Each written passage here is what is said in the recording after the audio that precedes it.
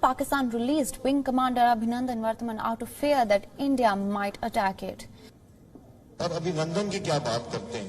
मुझे याद है शाह महमूद कुरैशी साहब उस मीटिंग में थे जिसमें प्राइम मिनिस्टर साहब ने आने से इनकार कर दिया और चीफ ऑफ आर्मी स्टाफ तशरीफ लाए। पैर कांप रहे थे, पसीने माथे पे थे और हमसे शाह महमूद साहब ने कहा, फॉरेन मिनिस्टर साहब ने, कि खुदा का वास्ता है अब इसको वापस जाने दें, चूंकि 9 बजे रात को हिंदुस्तान पाकिस्तान पे अटैक कर रहा है।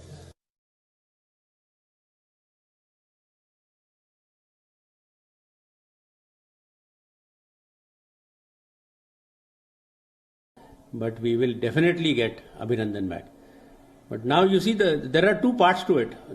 The main pressure on Pakistan was diplomatic and political, but there is also a military posture.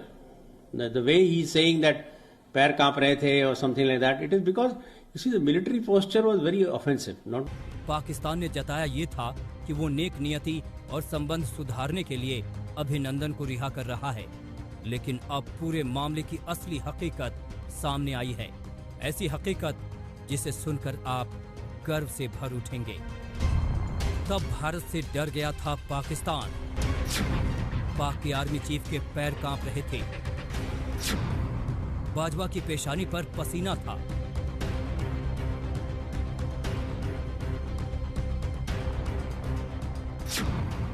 डर के मारे पाक ने अभिनंदन को रिहा किया था।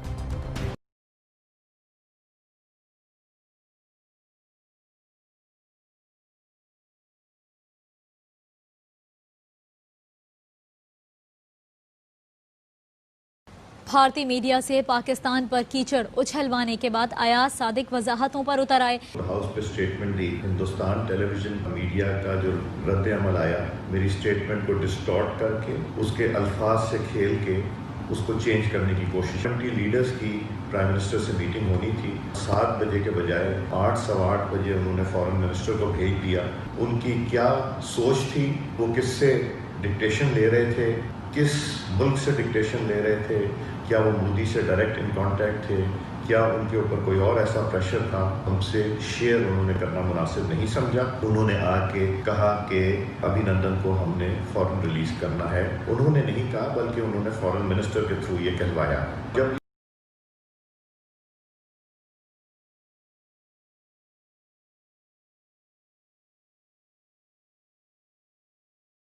अब उन्होंने जो बयान दिए है उसमें क्या दावा करते हैं? वो उसमें दावा करते हैं कि उनके कल का बयान और कॉन्टेक्स्ट में था और भारतीय मीडिया उनके बयान को तोड़ मड़ोड़ कर पेश कर रहे हैं। यानी पहले ये ऐसी हरकतें करते हैं, बाद में आराम से आके कह देते जी कॉन्टेक्स्ट कुछ और है, किसी और को कुछ और समझ आ गया, मैं तो ये कहना नहीं चाहता था, तोड़ मड़ोड़ कर पेश किया गया। चलें जी, तो अयाज सादिक, आप अगर ये कहते हैं, चले हमने सुन लिया, आप बच्चे हैं क्या? आप रोटी को चोची कहते हैं? आपको पता ही नहीं था कि आपके इस बयान को भारत में कैसे लिया जाएगा? आप यानी बोलने से पहले सोचते नहीं कि आप क्या बात करने जा रहे हैं, और बाद में आके आराम से कह दें कि मैंने तो कुछ और कहा था, वो किसी और कॉन्टेक्स्ट में था, और जी वो तोड़ मड़ोड़ के पेश किया जाए।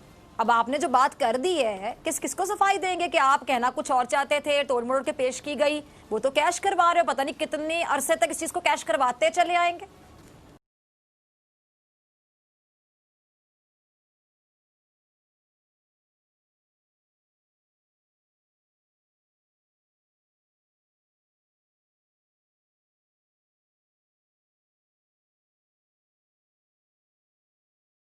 मुस्लिम लीग नून के खिलाफ गद्दारी का मुकदमा को पहली बार दर्ज नहीं होगा। अब इससे कबल गुजरावाला जलसे के दौरान साबिक वजीर आजम नवाज शरीफ की तकरीर के बाद तमाम लीगी क़यादत और वजीर आजम आजाद कश्मीर के खिलाफ गद्दारी का मुकदमा दर्ज हुआ। इसी दौरान एक और दरखास्त दोबारा शादरा थाने में दर्ज हुई। यही नहीं बल्कि मज़ार-ए-कायद के वाक़े के बाद कैप्टन रिटायर्ड मोहम्मद सफदर के खिलाफ भी गद्दारी का मुकदमा दर्ज किया गया। साबिक स्पीकर कौमी असम्बली अयाज सादिक के बयान को लेकर नून लीग के दरमियान भी इख्तलाफ पाया जाता है। इख्तलाफात सामने आ रहे हैं। जराये के मुताबिक अयाज सादिक के बयान पर नवाज शरीफ और मरियम नवाज ने मुसर्रत का इजहार किया है और पार्टी रहनुमाओं को इसका दिफा करने की हिदायत की है, लेकिन मुताद्दिद लीगी रहनुमाओं ने दिफा करने से इनकार कर दिया है।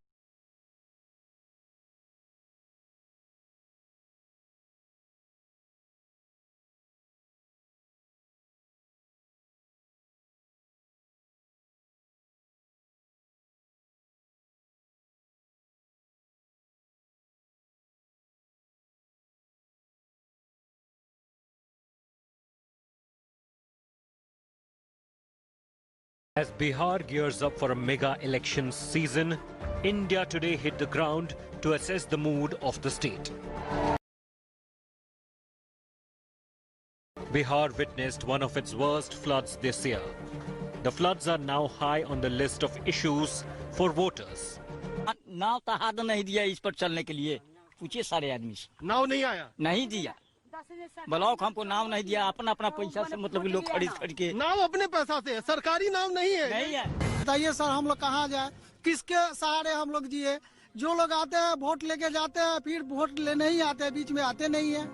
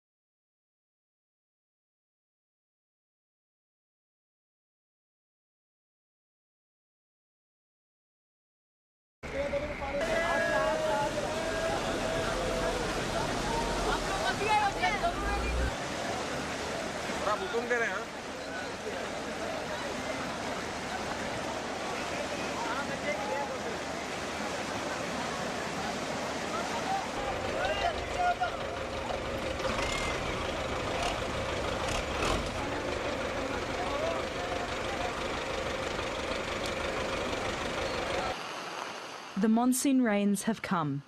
More than 250 millimetres of rain fell in a 24-hour period, the highest recorded rainfall in one day for nearly 4 decades. Many motorists were left stranded as roads turned into rivers. We have been on the road for 2 hours. It has taken us 2 hours to get here. Normally, it's a 5-minute drive.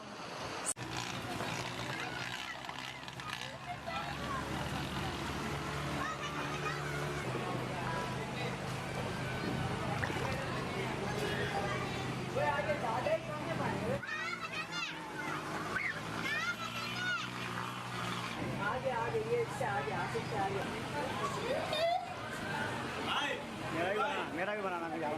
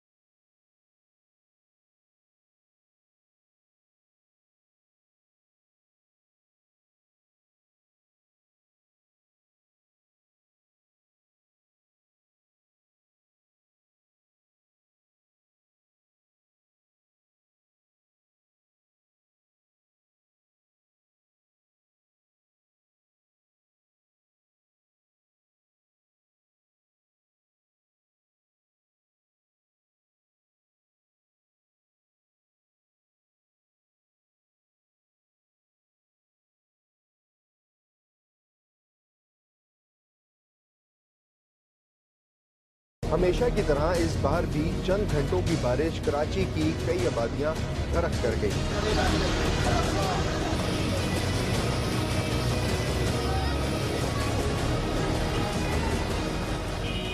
और एक बार फिर फौज को मदद के लिए बुलाना पड़ गया।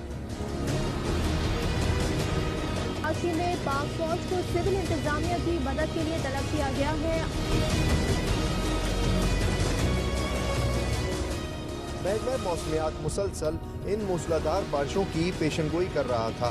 मीडिया चीख चीख कर मुमकिना तबाही की निशानदेही कर करके थक गया, मगर हराम है कि सिंध हुकूमत, सॉलिड वेस्ट मैनेजमेंट या कराची म्यूनिसिपल कॉरपोरेशन में से कोई एक भी जिम्मेदार ख्वाबे गफलत से जागा हो।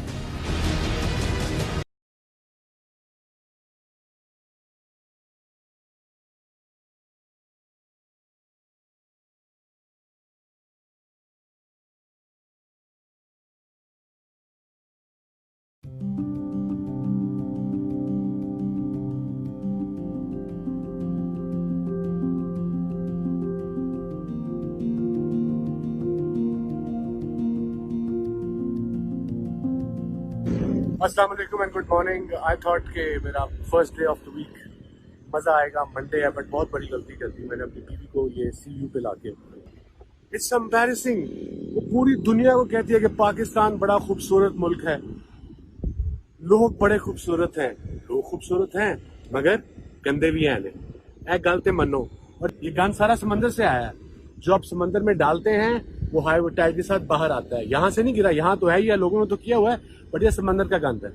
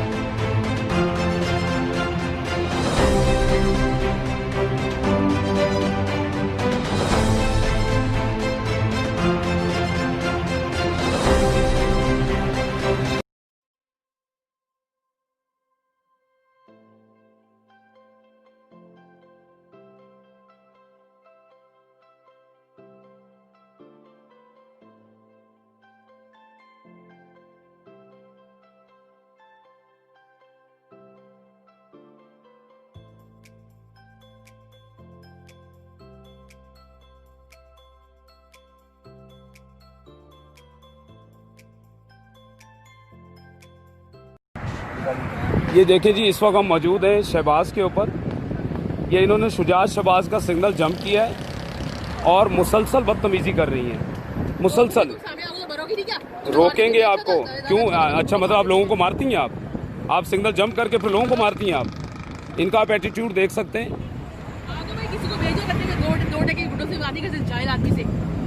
ये देखें, सिग्नल वायलेशन कर रही हैं, ऊपर से मुसलसल इनकी गालियां दिए जा रही हैं। ये गाड़ी नहीं जाएगी यहाँ से, मैडम गाड़ी नहीं जाएगी, गाड़ी नहीं जाएगी, नहीं गाड़ी नहीं जाएगी यहाँ से।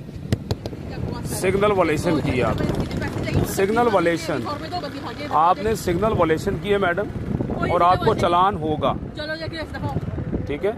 और आप बदतमीजी प्लीज नहीं करें, आप बदतमीजी नहीं करें, चालान नहीं छोड़ेंगे आपको, बिल्कुल बिल्कुल। आप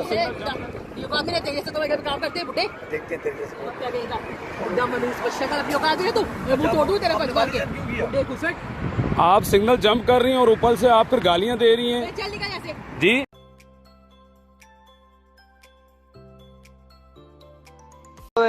इजाजत मिलेगी फिर छोड़ेंगे, ऐसे नहीं छोड़ सकते, पता है। वही सुबह जरा पूछ रहे हैं 64 पे वाले। हाँ मैं तो इतना हमें कोई भी ये सारी गाड़ियाँ खड़ी हैं यही बताया कि गाड़ी नहीं छोड़ी। जी आर्मी ऑफिसर की बीवी सही मामूली बात नहीं। सुबह उसको यहाँ मुझे खड़े करने पे ना देखना उसके साथ करते क्या।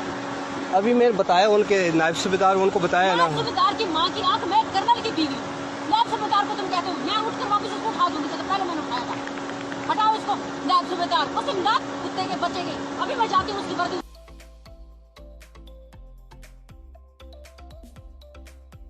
रोकने पर खातून ने ट्रैफिक पुलिस एहलकार के साथ बदतमीजी की, पुलिस एहलकार को धक्का दिया, वीडियो बनाने वाले शहरी को किक मारी। वाकये की फुटेज सामने आ गई है, इसी पर बात करेंगे एहतशाम अजहर से। एहतशाम,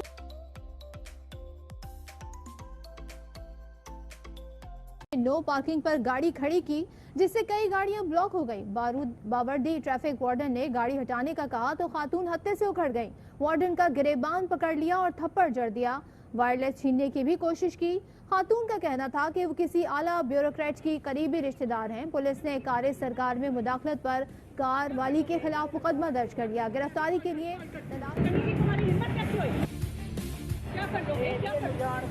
मैं अभी कॉल करती हूँ, किसको करती हूँ ये तुम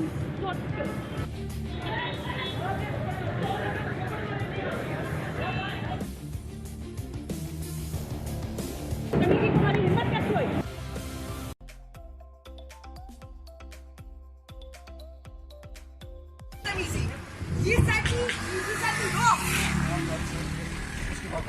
मेरी बात नहीं सुन रहे थे, बदतमीजी की है। He hasn't said sorry to me. क्या बदतमीजी हुई है? No, he said me like Punjabi language.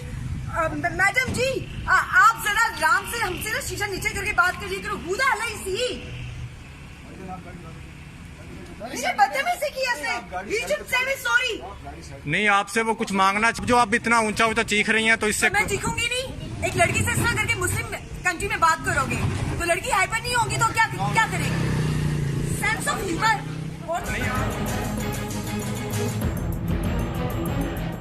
दो हफ्ते कबल कराची के इलाके डिफेंस में पुलिस नाके पर गाड़ी रोकी गई तो गाड़ी में मौजूद मारूफ वकील ख्वाजा शमसुल इस्लाम पुलिस से ताउन के बजाय उलझ पड़े। ख्वाजा शमसुल इस्लाम एडवोकेट ने पुलिस अफसरान को गालियां दी और बुरा भला कहा। शर्म नहीं आती? अपने आप को, अपने बच्चों को यही चीजें सिखाएं। आप जैसे लोगों की वजह से सारा चीज तुम लोगों की वजह से खराब होता है। रिश्वतें खाते और लोगों को दहशतगर्दों को प्रमोट करते हैं।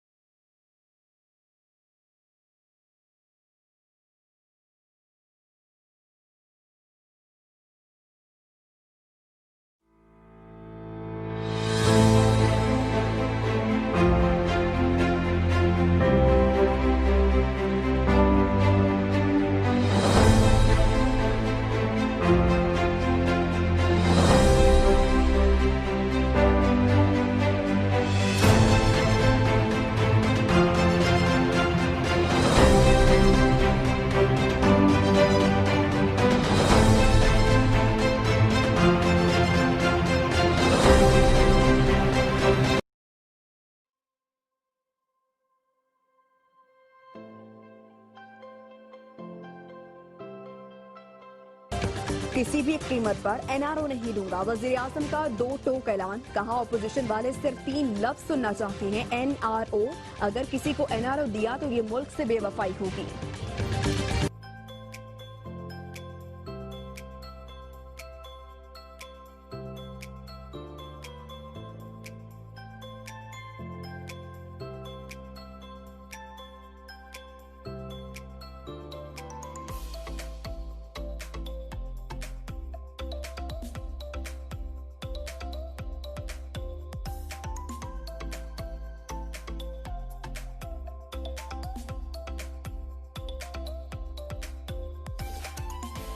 कोई डील नहीं है, इंसानी मसला है, इंसान की जिंदगी का सवाल है। किसी के सेहत पर सियासत नहीं करनी चाहिए। कहते हैं कि दुश्मन भी अगर बीमार हो, मुखालिफ भी अगर बीमार हो, उसके लिए सेहत की दुआ करें। और इंसानी बुनियादों पर इमरान खान उसको नहीं रोकेगा और उसको जाने देगा।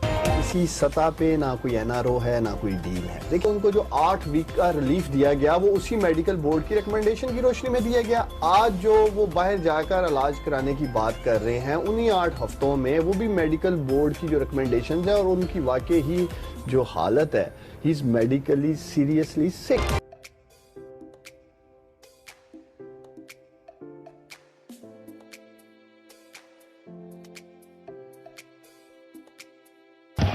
मुल्क में सबसे पहले हमने कड़ा एहतसाब करना है। वो लोग जिन लोगों ने इस मुल्क को लूटा और मकरूज किया, मैं ये आज वादा करता हूं, अल्लाह के सामने करता हूं कि इनको एक एक आदमी को नहीं छोड़ूंगा।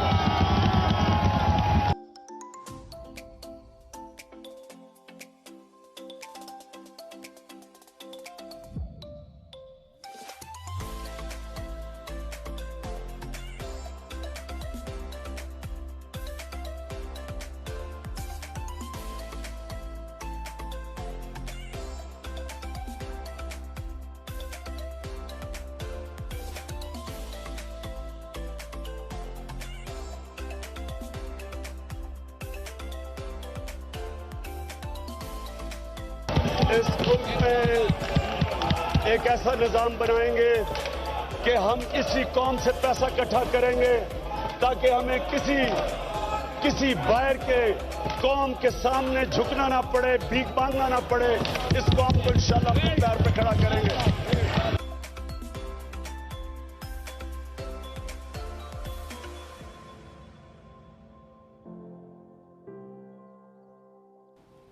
और मुआशी मैदान से अच्छी खबर यह है कि स्टेट बैंक को IMF से पहली किस्त मौसूल हो गई है। पाकिस्तान को पहली किस्त की मद में 99 करोड़ 10 लाख डॉलर्स मौसूल हुए हैं। तर्जुमान वजारत खजाना का कहना है कि चीन से 2 अरब 10 करोड़ डॉलर पाकिस्तान को मुंतकिल हो गए हैं। चीनी कर्ज से ज़र मुबादला के ज़खायर में इजाफा होगा। चीनी कर्ज से करंट अकाउंट खसारे को कम करने में मदद मिलेगी।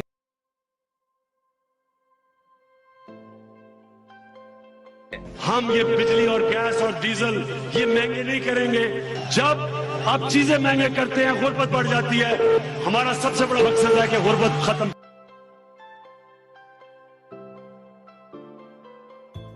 करें। PTI को हुकूमत मिल गई, लेकिन हुआ क्या? 7.5 माह में पेट्रोल 3 मर्तबा महंगा किया गया। अब यूटर्न बहुत छोटा लफ्ज लगता है। तरीके इंसाफ ने ऐलान तो टैक्स कम करने का किया, लेकिन हुआ बिल्कुल उलट। चंद माह में पेट्रोल पर सेल टैक्स 8% से बढ़ाकर 17% कर दिया गया, जबकि पेट्रोलियम लेवी 40% बढ़ाकर 14 रुपए फी लीटर कर दी।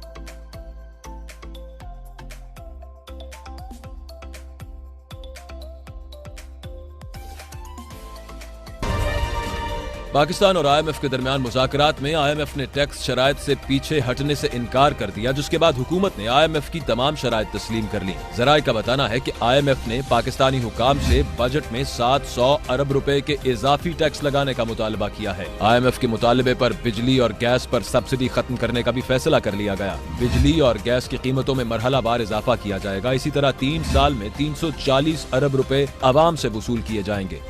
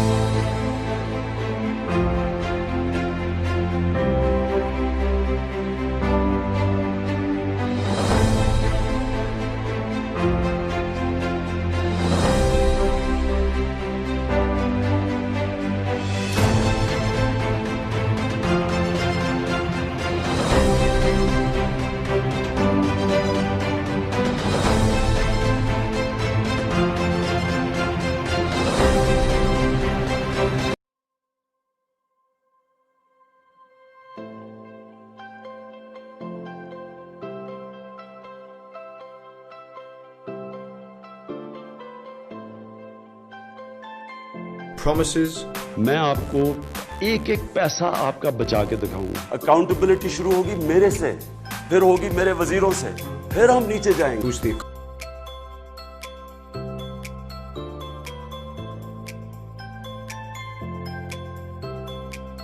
गवर्नमेंट को पाकिस्तान की तारीख का सबसे बड़ा खसारा मिला,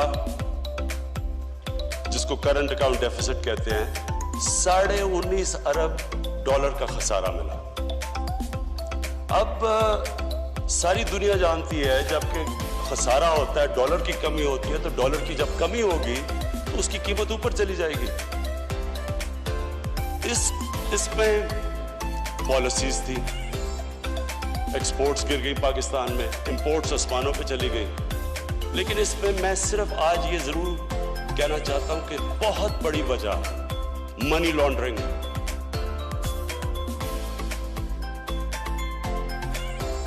नैब लाहौर ने पंजाब के सीनियर सूबाई वजीर अलीम खान को गिरफ्तार कर लिया है.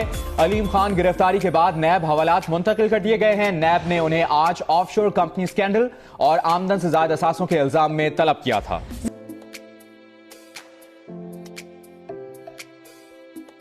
और अभी आपको बराह रास्त से चले. अब्दुल अलीम खान कुछ देर बाद गवर्नर हाउस में वजारत का हल्फ उठाएंगे और इस वक्त तकरीब जारी है. हल्फ बर्दारी की इस वक्त नजर लाहौर के गवर्नर हाउस के हैं, जहां पर आप देख सकते हैं कि अब्दुल अलीम खान की आज तकरीब हल्फ बर्दारी है. तकरीबन 13 से 14 महीने के अरसे के बाद वो काबीना में वापस आ रहे हैं, सूबाई काबीना में. और इससे पहले भी वो बल्दियात का सूबाई वजीर के ओहदे पर फाइज थे और उसके बाद उन्हें ओहदे से हटाया गया था. लेकिन अब वो दोबारा से उसी कलमदान को हासिल करने में कामयाब हो गए हैं.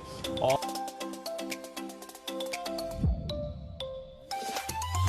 ये जो पीटीआई है ना, ये कौम हमारे को नहीं चाहिए. महंगाई तो की इंज चली गई है ना, दुश्मना गरीब आदमी ना रोटी कमा सकता है ना खवा सकता बच्चों. नाकाम हो गई. नवा तो नवा उठ के आएगा तो उन्हें नाकाम ही करना, महंगाई करनी, हर चीज की महंगाई हो रही है. तेल है तो तेल महंगे ने, पेट्रोल महंगा है, की करिए, खर्चे पूरे नहीं.